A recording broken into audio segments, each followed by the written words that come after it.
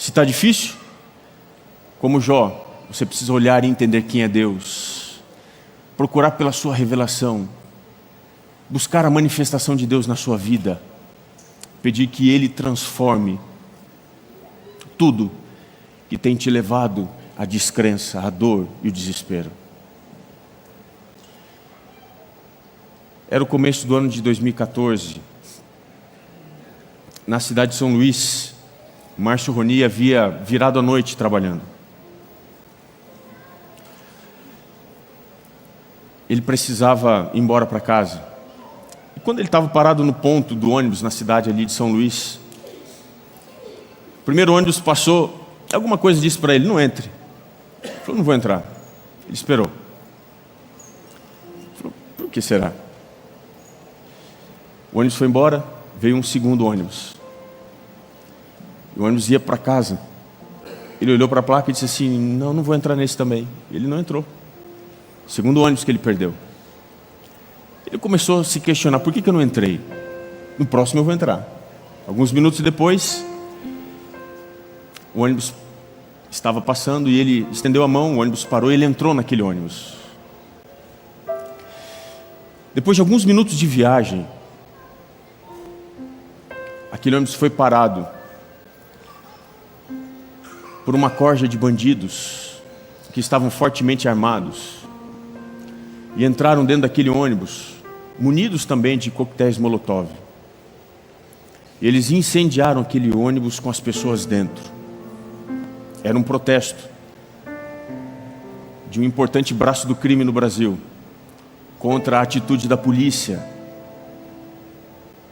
As pessoas que estavam dentro do ônibus começaram a lutar pela vida. O Márcio Roni conseguiu pela janela fugir do incêndio. E quando ele estava no chão, numa poça d'água, tentando apagar o fogo que estava sobre o seu corpo, ele ouviu o choro de uma criança e uma mãe que estavam presas no meio da chama. Sem pensar, ele voltou para dentro do ônibus. Ele foi até onde estava aquela mãe, a criança, pegou a criança no colo, saiu no meio das chamas. O resgate chegou. A criança estava numa situação muito delicada. Ela foi levada para o hospital, mais de 90% do seu corpo queimado, e ela não resistiu. O Márcio teve aproximadamente 70% do seu corpo queimado, foi levado para o hospital. Foi encaminhado para a unidade de terapia intensiva e os tratamentos foram sendo aplicados e eles não eram suficientes. Ele lutava pela vida, precisou ser transferido de São Luís para a cidade de Goiânia, passou por diversas cirurgias de reconstrução do corpo e 4 meses depois, ele estava saindo do hospital e ali estava a mídia para registrar esse momento. Você pode achar com muita facilidade a foto dele saindo, numa cadeira de rodas, todo enfaixado, parecia um fantasminha camarada. Na cadeira de rodas, alguém então perguntou para ele: Márcio, há 4 meses atrás você havia saído do ônibus e decidiu voltar para salvar a vida de uma criança que morreu. Valeu a pena? O repórter perguntou. A resposta dele: eu faria tudo de novo. Faria tudo de novo. O que nós nos esquecemos é que no contexto da desgraça e do sofrimento, o primeiro que sofre não sou eu nem você. Quem é que sofre? É Deus.